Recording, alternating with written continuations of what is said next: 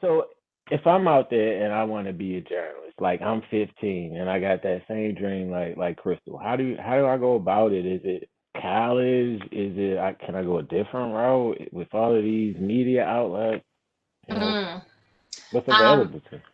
Yeah, I mean, that's a great question because I think that the traditional route or entry into media is different, than what it was 10, 15, even 20 years ago, right? So some Okay. people can take the traditional route, like you can go to college, you can intern at a local station, network as much as possible. I think the consistent theme of what I'm going to say is always networking, no matter which route you take, because they say, your network determines your net worth, right? Yes. But you can go to college, you can intern at a local station, and then kind of work your way up through the markets, right? And go to whatever market you want to land in, right? So that's one way.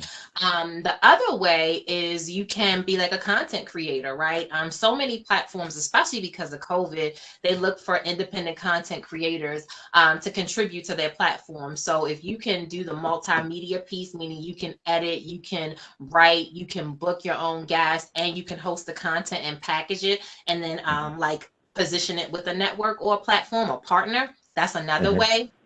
Okay. But my route was so non-traditional. Like when I got out of college, I was a high school English teacher in DC for a couple of years. Then I went to law school for a year. Then I had a business. So my journey Wow. was all over the place because I didn't have those mentors, right? And so I think that Hmm. that theme of networking and mentorship is critical because if I had someone to mentor me, maybe my journey would have been shorter, right? I don't think it would have been better, right? But it probably would have been shorter, because for me, the way I got into this is crazy. And I think this is the other route and like just doing it.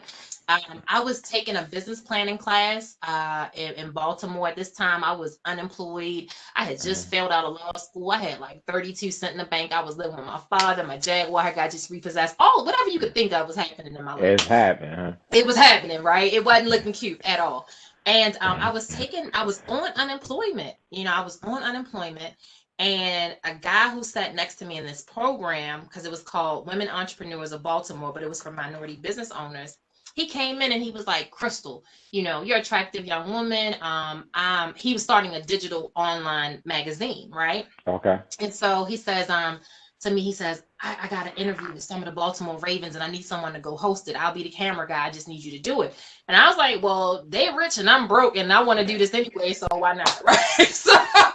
So I went down to Full Moon Barbecue, Ray Lewis's old spot. My Okay. very first interview was with Ray Lewis.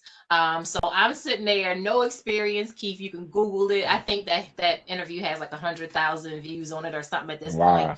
Yeah, and I was interviewing a Super Bowl MVP as my first interview, and you Wow. know, I remember doing it and thinking I'm really messing up, but also I was like, yo, this is it. Like, this is what I wanted to do since I was 15, and this is why everything else hasn't worked out. So from Hmm. there, all the other Ravens started hitting me like, hey, I'm having this sickle cell awareness event. I'm having this private event. Come host it, come host it. So I started Oh, that's hosting, dope.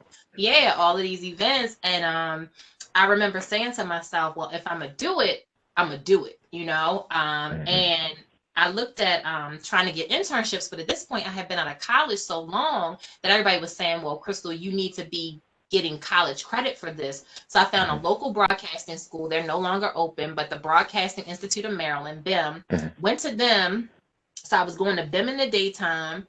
I'm sorry, I was running my business in the daytime. I was going to BIM midday. So I would go to BIM from 4 to 7, and then I would leave there and I would Hmm. intern at WJZ at night in their sports department because their sports department was the only department that was running content that late. So I was in there cutting tape with Mark Viviano and all of this kind of stuff. It was crazy, man. But I was having like 14-hour days, but I knew that's what I needed to do to make it happen. And once I finished my internship, I was like, yo, I'm going to either New York, LA, or Chicago, the top three markets. And so I just started hounding people out at networks in those three markets. And it just opened Boom. up, for Fox. Yeah, man.